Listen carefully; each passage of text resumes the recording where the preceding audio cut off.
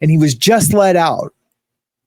This is always the case, isn't it? When someone will just get let out and then unalive someone. Now, granted, no one can predict. We can't predict, and I mean we as a society, or like the justice system, or the Department of Corrections. They can't predict when you let someone out of county jail for whatever trespassing that they're going to go unalive somebody. But it always happens to be that the person just got out of jail and then did this.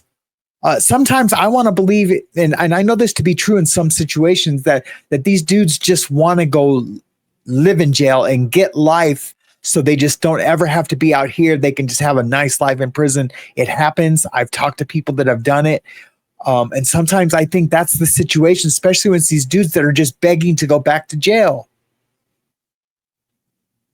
Let's take a look. It's not a person who's like, he's crazy. But as he, comes out of his stupor here. So here you go. This is the girl, Irina. She comes in. She's really tiny. She's 105 pounds. She sits down. She doesn't think anything of it. You know how many times, like, if you've ever ridden the subway or ridden BART in California, like, guys that look just like there's nothing inherent about him that you should know that there's danger there, right? She sits down right in front of him without even thinking about it.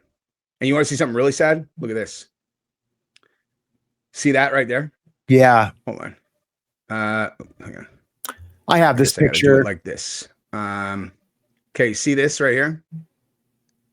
You see that circled that thing up there? See that? It says Black Lives Matter. She has marched, I guess. She's just a supporter of Black Lives Matter. And what an unfortunate situation, right? Watch this. Can you read that? Black Lives Matter. That's the chick that is on the train with that dude sitting right behind her right now in this video. Okay. So she's an ally. And she's just like, okay, yeah, hi. I'm just reading this. I'm a Ukrainian refugee. I had a hard life, but I made it to America. And I'm trying to make a better life for myself. And, I'm just hanging out, and I'm literally not even aware that this guy's behind me because, listen, Black Lives Matter. I'm not, look right there. He's pulling out a knife right there. Look, unfolding it. Now it's just sitting in his hand, and there you go. No reason, nothing. Like, nothing leading up to it. Absolutely no reason. Nothing leading up to it. Absolutely no reason. I just found this while we were watching this, guys, over on X. I guess a trigger warning that you don't see the actual, the knife hit the poor young girl, but you see the aftermath, and she still like kind of doesn't believe what happens. But here, I'm just going to show it.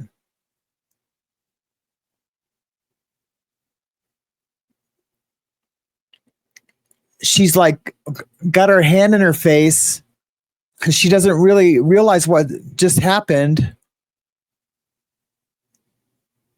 That's after he's done it. And then he walks away, and she's like looking around like, what the heck? And then all these fools leave. Nobody tries to help her. No one goes and tackles the dude. He stands around till the train stops. Look, that woman doesn't try to help her. Straight pieces of shit, man. I get it. Are you scared? Like, look at the dude in the back. He's like, nobody helps her. Finally, someone does come and help her. But man, it just pisses me off, man. Where are we at today as a country to where we just can't help someone who obviously needs help right there? Yeah, they're on a train, but if you be with them, they can try to like hold the wound or whatever. I know not everyone's a paramedic, but look, she's alive and she's crying. It's just super sad. It's just super sad. I think this is a better. No, it's the same one. But Oh, here we go. Trump, I guess Trump addressed this about an hour ago. Let's take a listen. Really very, very innocent people. In every place. This is a news breaking story. Yeah, it's a day or two old, but now it's finally starting to get traction. I just learned of it today, so let's. Far too long, Americans have been forced to put up with Democrat-run cities that set loose savage, bloodthirsty criminals to prey on innocent people. Agreed. Really, very, very innocent people. Agreed. In every place, they control radical left judges, politicians, and activists. And they've adopted a policy of catch and release for thugs and killers. In Charlotte, North Carolina, we saw the results of these policies when a 23-year-old woman who came here from Ukraine met her bloody end on a public train. And here's a picture of it. This is the picture of it. And this is a picture of the woman, a beautiful young girl that never had problems in life, with a magnificent future in this country. And now she's dead. She was slaughtered by a deranged monster who was roaming free after 14 prior arrests. We cannot allow a depraved criminal element of violent repeat offenders to continue spreading destruction and death throughout our country. We have to respond with force and strength. We have to be vicious, just like they are. It's the only thing they understand. 24 of the top 25. Do you hear what he just said? He said, we have to be vicious just like they are. Now, look, I'm not calling for a civil war. It's not all about race. It's about crime. It's about crime. Now, individual crimes can be about race. And I haven't had really time to think about this. This is all just like hitting me right now, and I just wanted to get on and talk about it with you guys. It's about crime.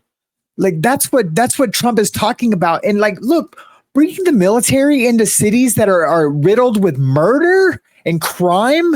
I'm gonna have to bleep that out, but why not? It's just extra police. That's what it is. But people have like this, like, oh, we don't use our military against its own citizens. Well, we do if we have to. Why would anyone disagree with that? It's just, they're just wearing a different uniform. They're still policing. They're not kicking in doors, arresting innocent people. None of that. They're policing. It's like a neighborhood watch program, but it's our military. Hell yeah. If I lived in DC, Chicago, LA, well, I did live in LA, but LA was never that bad. Like, yeah, there's gang on gang crime, and then of course all the other little crimes and big crimes. But in these cities, it's different. It's different. I'm telling you, I've been to all the cities I just mentioned. Yeah, he's talking about crime. But if we have to meet with the same aggression as that what we're approached with, if our police have to do that, then they have to do that. Most dangerous cities in America are run by Democrat mayors. 50 people were murdered in Chicago in recent weeks, with hundreds being shot. And it's time to stop this madness. The people of our country need to insist on protection, safety, law, and order.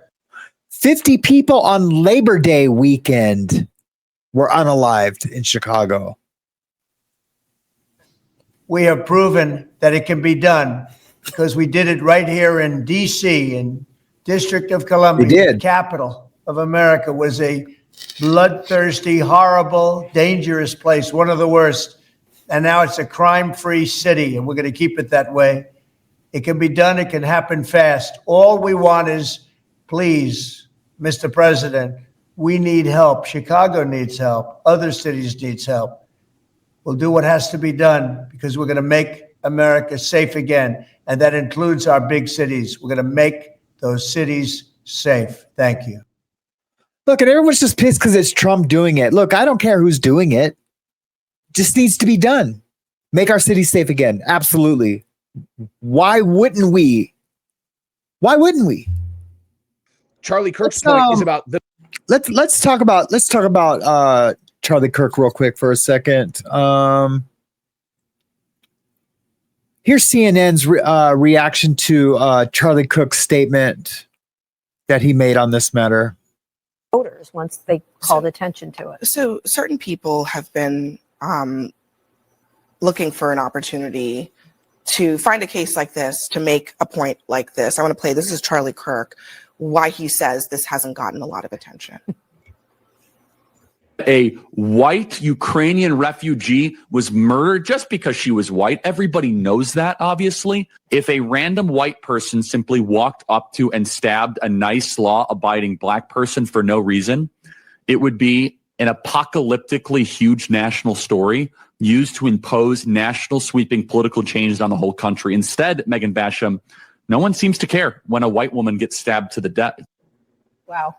He said white a lot. Well, we are talking about it here, so I guess True. I mean, I don't think that's fair. Look, being in this.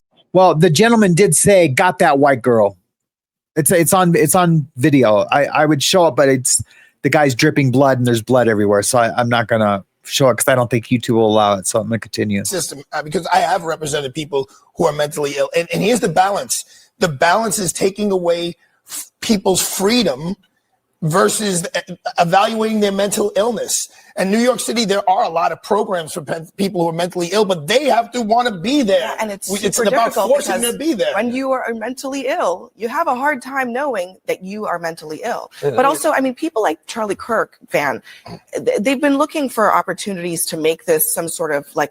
She keeps saying that they're looking for opportunities to say that. They're looking. No, these opportunities happen, so we get to comment on it. We are allowed to, because of free speech, we're allowed to have commentary and we're allowed to have our own opinions about it. And so does Charlie Kirk. But no one's looking for this to happen. No one wants